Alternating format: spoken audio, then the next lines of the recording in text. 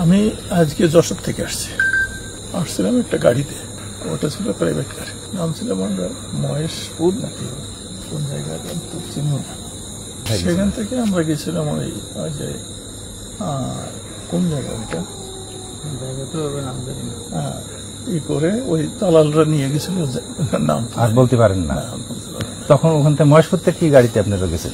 ওখান থেকে গেছিলাম ভ্যানে গেছেন। হ্যাঁ, তারপরে গেছিলাম ওইটা 3 চাকার সিএনজি তে। সিএনজি।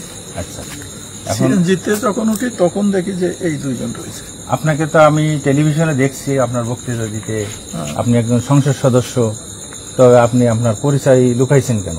আপনি তো অন্য পরিচয় দিয়েছেন, মাস্টার পরিচয় দিয়েছেন কেন? না, আমি প্রথমে বলছি আমি কি করতেন, আমি বললাম শিক্ষকতা করতাম।